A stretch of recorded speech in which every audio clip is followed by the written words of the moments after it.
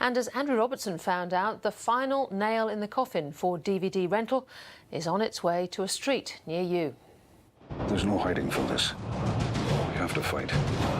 Just like the people of Westeros in Game of Thrones, the movie rental industry is enduring its long night and winter is coming.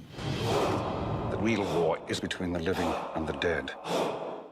Netflix, which delivers Game of Thrones, is cutting a swathe through the movie rental market. Combined with other video-on-demand providers like Stan, they've ramped up the pressure which started 20 years ago with pay TV. DVD, just like VHS, is increasingly becoming obsolete. Just how obsolete is revealed in figures compiled by research house IBISWorld.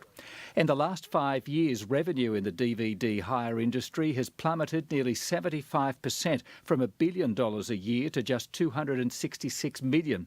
In the last year alone, it was 32% as Netflix made its presence felt. Nearly 1,400 movie rental stores have closed, 6,500 jobs, which is 80%, have disappeared.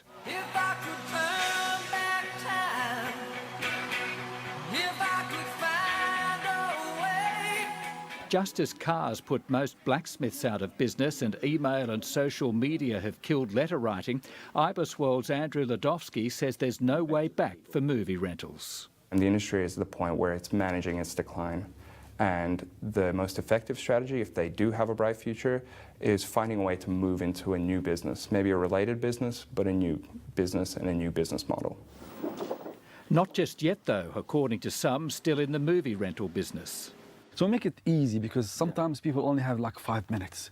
Izard Estercy owns the Network Video store at Kings Langley in Sydney's northwest.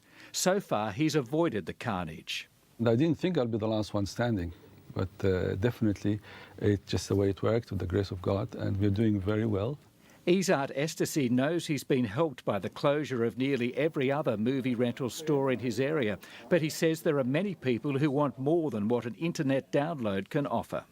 A lot of people actually over the years we see that have invested in home theater. They spend a lot of money because they want to enjoy that quality. They're not going to spend, let's say, $20,000 and then they do the streaming. It's not the same quality. Network Video still has about 100 stores, down from more than 300 just a few short years ago. But the biggest player in the market, Franchise Entertainment Group, which owns Video Easy and Blockbuster, has virtually given up on stores, instead pinning its hopes on what it calls kiosks, which are vending machines. Currently in the market, there's 1,700 kiosks installed across Australia. We, as the number one operator, run 950 of those, obviously 750 for the number two. In a sign of his confidence in the future, Paul Uniacke has another 2,300 kiosks to install around the country.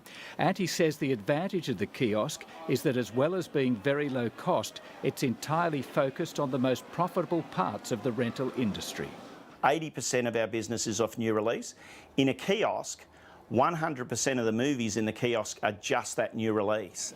For IBISWorld, the final nail in the coffin for movie rentals will be the national broadband network, because it will deliver millions of new customers to the online movie merchants like Netflix. Some of the problems that streaming services have in terms of stuttering or slow download speeds, people not being able to access it because their internet isn't fast enough, these problems will kind of melt away over the next 5 years as the NBN rolls out increasingly.